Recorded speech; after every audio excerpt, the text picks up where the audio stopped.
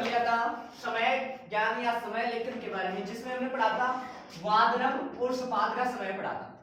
वादनम का अर्थात मिनट की सुई यदि 12 पर होती है तो हम पढ़ते हैं वादनम या बजना, और उसी प्रकार से मिनट की सुई 3 पर होती है तो हमने पढ़ा था सपाद से समय। आज अपनी क्लास की वो होगी यदि हमारी मिनट की सुई 6 पर होती है अर्थात 30 मिनट होती है। कितनी मिनट होती है? 30 मिनट होती है, तो उसे हम संस्कृत में कहते हैं शार्द। क्या कहते हैं भाई? शार्द। और जिस प्रकार से सपाद में हमने पढ़ा था कि किसी भी समय से पहले हम क्या करते हैं? सपाद जोड़ते हैं, उसी प्रकार से सार्ध में भी क्या करते हैं? जो भी समय होता है उसके पहले क्या जोड़ते हैं? सार्ध जोड़ते हैं। जैसे 1:30 हो गए तो इसे हम अपनी सामान्य भाषा में क्या कहते हैं? 1:30 बज गया। क्या कहते हैं? 1:30 बज गया। तो इसे हम ये भी तो कह सकते हैं 1:30 हो गया।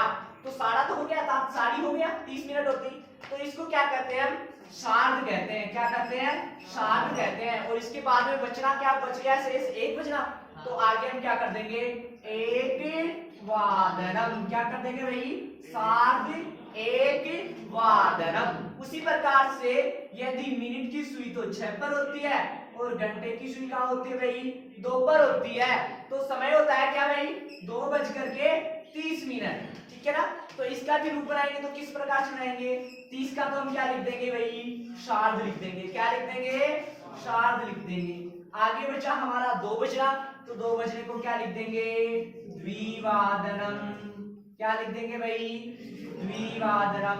उसी प्रकार से 3:30 होता है अर्थात 3:30 होते हैं, तो हम क्या लिखेंगे समय? सार्ध त्रिवादनम। सार्ध त्रिवादनम या सार्ध त्रियवादनम, दोनों समय हमें लिख सकते हैं। सार्ध त्रियवादनम। ठीक है। इसी के साथ में हम 4 4:30 होता है तो 4:30 का लिख सकते हैं हम सार्ध चतुर्वादनम। क्या लिख सकते हैं? सार्ध चतुर्वादनम। उसी प्रकार से 5 5:30 हो जाते हैं तो 5:30 का समय लिखते हैं हम सार्ध पंचवादनम। सार्ध पंचवादनम। उसी प्रकार से 6:30 हो जाते हैं तो हम समय लिखते हैं सार्ध षड्वादनम। सार्ध षड्वादनम। और यदि 7:30 हो जाते हैं तो हम समय लिखते हैं सार्ध सप्तवादनम। 8:30 हो जाते हैं 8:30 हो जाते हैं तो हम लिखते हैं सार्ध अष्टवादनम। क्या लिखते हैं भाई? सार्ध अष्टवादनम। 9:30 हो जाते हैं तो सार्ध नववादनम। क्या लिख देते हैं भाई? सार्ध नववादनम। और 10:30 हो जाते हैं तो सार्ध दसवादनम। सार्ध दसवादनम। 11:30 होते हैं तो सार्ध एकादशवादनम। एकादश वादनम। और 12:30 हो जाते हैं तो हम बोलते हैं सार्ध द्वादश वादनम। इस प्रकार से हमारी यदि मिनट की सुई 6 पर होती है और घंटे की सुई पूरी घड़ी में घूमते हैं तो समय इस प्रकार से बनता है। जैसे 1:30 बजने को हम कहते हैं संस्कृत में तो सार्ध 1 वादनम। 2:30 को कहते हैं तो क्या करते हैं? सार्ध द्विवादनम। 3:30 होते तो सार्ध त्रिवादनम।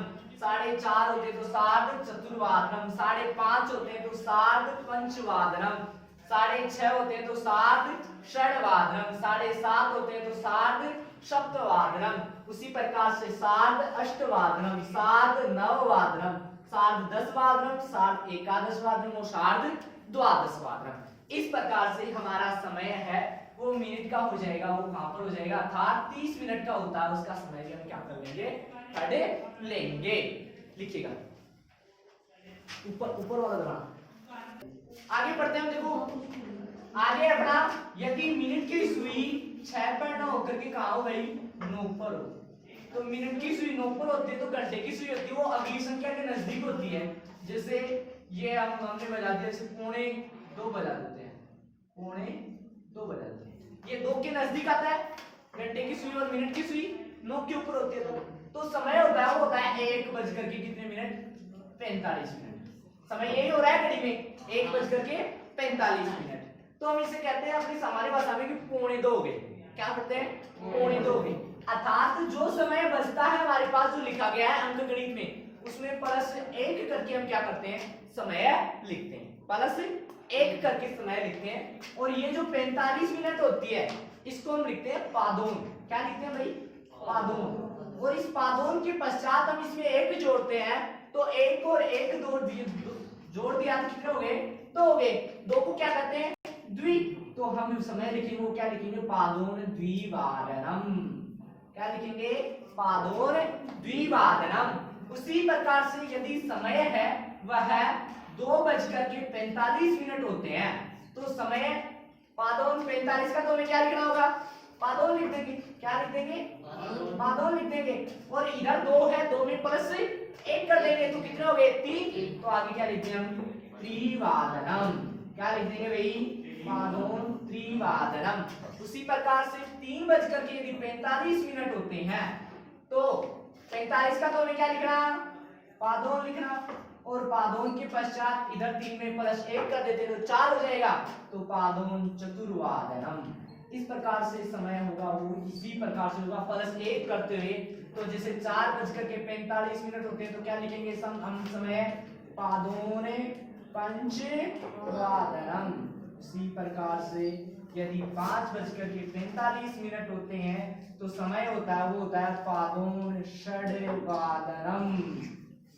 पादोन षड्वादनम। इसी प्रकार से 6:45 होते हैं तो समय होता है वो होता है पादोन सप्तवादनम।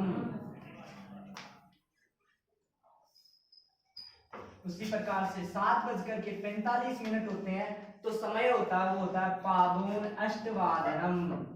पादोन अष्टवादनम। यहाँ देखिएगा आगे, यदि 8:45 होते हैं तो समय होता है पादोन नववादनम। पादोन नववादनम। यदि 9:45 होते हैं तो समय होता है वो क्या होता है भाई? पादोन दसवादनम। उसी प्रकार यदि 10:45 होते हैं तो समय हो जाता है वो हो जाता है पादोन एकादशवादनम। और यदि 11:45 होते हैं तो समय हो जाता है भाई पादोन द्वादशवादनम। अब हमारा समय बचा कि 12:45 होते हैं तो समय होता है 12 में +1 करते हैं तो कितने होते हैं? 13 होते हैं। 13 ही होते हैं। और घड़ी का समय 13 होता है तो कितने होते हैं? 1 होता है। तो हमें क्या करना होगा? पादोन एकवादनम करना होगा। क्या करना होगा भाई? पादोन एकवादनम करना होगा। विशेष ध्यान रखना भाई, यहाँ पर कहीं ये कर दो पादोन त्रयोदशवादनम, वहां पर ये क्या हो जाएगा? गलत हो जाएगा, इसलिए ध्यान रखना है।